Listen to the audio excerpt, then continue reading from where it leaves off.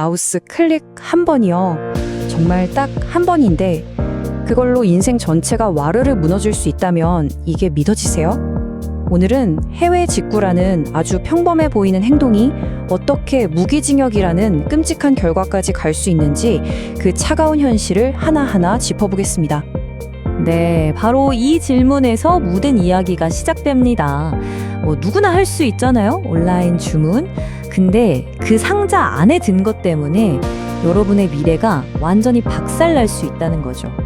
이게 그냥 겁주는 얘기가 아니고요. 지금 이 순간에도 실제로 벌어지고 있는 일입니다. 맞아요. 처음엔 다 이렇게 무해해 보이는 이름으로 다가오거든요.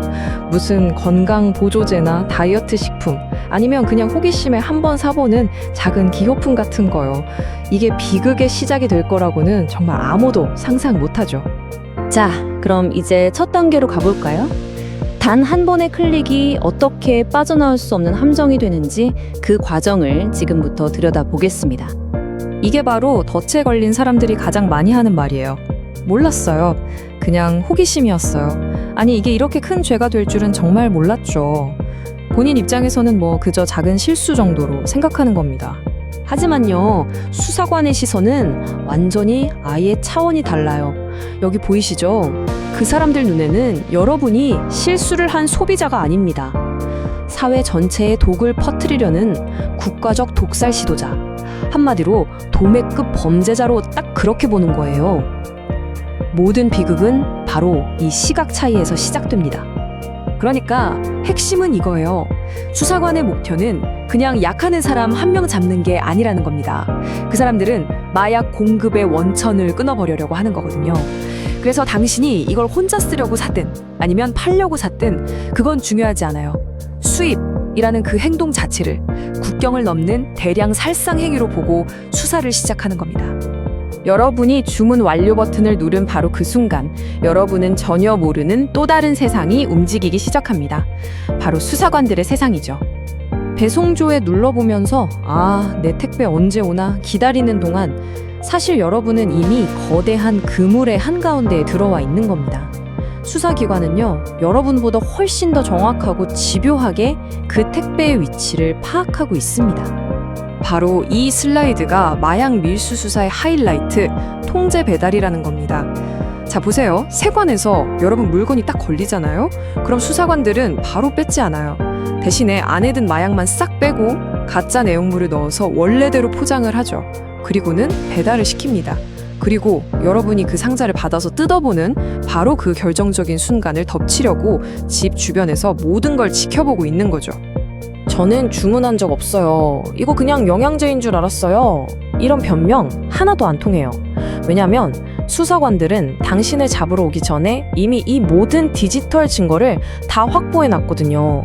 다크웹 접속 기록부터 코인 거래 내역, IP 주소 추적, 지워진 채팅 메시지까지 다 복구해서요. 당신이 수입할 고의가 있었다는 걸 입증할 준비를 완벽하게 끝내놓은 상태인 거죠. 체포는 사실 시작에 불과합니다. 이제부터는 그 한 번의 실수가 얼마나 끔찍한 법적 그리고 경제적인 대가로 돌아오는지 살펴보겠습니다. 500만 원. 자, 이 숫자를 꼭 기억해 두세요. 이 숫자가 당신의 인생을 완전히 다른 길로 끌고 갈 분기점이 될 수 있습니다. 500만 원. 네, 누군가에겐 가방 하나 값일 수도 있는 이 돈이 마약 사건에서는요, 당신의 남은 인생 전체를 결정하는 기준선이 됩니다. 이 표에서 정말 주목해야 할 건 바로 특가법이라는 거예요. 마약가에게 500만 원을 넘는 순간부터 일반 마약법이 아니라 특정 범죄 가중처벌법, 줄여서 특가법이 적용되면서 형량의 최저선이 그냥 팍팍 뛰어오릅니다. 500만 원에서 5천만 원 사이면 최소 7년, 5천만 원을 넘어가면 최소 10년부터 시작해서 무기징역, 심지어 사형까지 가능해져요. 이게 무슨 뜻이냐면요, 사실상 집행유예가 불가능하고 사회와 완전히 격리된다는 뜻입니다. 그리고 이건 정말 중요한데요. 마약 밀수는 미수범, 그러니까 시도만 하다가 실패한 사람도 성공한 사람이랑 똑같이 처벌합니다.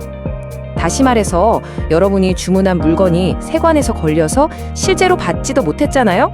그래도 주문했다는 그 행위 자체만으로도 최대 처벌을 받을 수 있다는 거예요. 시도 자체가 그냥 범죄의 완성인 셈이죠. 그럼 이 끔찍한 상황에 빠졌을 때 도대체 어떻게 해야 할까요? 최악의 상황을 피할 방법은 정말 없는 걸까요? 마지막으로 생존을 위한 몇 가지 조언을 드리겠습니다. 위기 상황에서 우리가 상식적이라고 생각하는 행동들이 오히려 어떻게 최악의 결과를 만드는지 보여주는 건데요. 보세요. 친구를 감싸주려고 친구가 시켰어요 라고 말하면요. 조직적 밀수 사건으로 판이 커져서 둘 다 더 큰 위험에 빠지게 돼요. 그래서 반드시 지켜야 할 생존 규칙은 이 3가지입니다. 첫째, 모르는 해외 택배는 절대 열지 마세요. 그냥 바로 반송 의사를 밝히세요. 뜯는 순간 당신은 범죄 의도를 가지는 피해자가 됩니다. 둘째, 디지털 기록 지우지 마세요.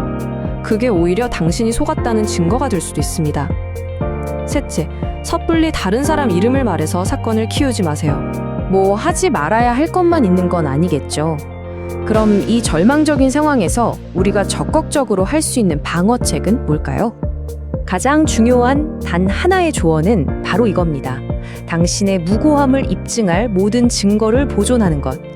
예를 들어서요, 해외 직구를 했는데 판매자가 사은품이라면서 마약 성분 제품을 슬쩍 끼워 넣었거나 누군가 내 주소를 도용한 경우도 있을 수 있잖아요.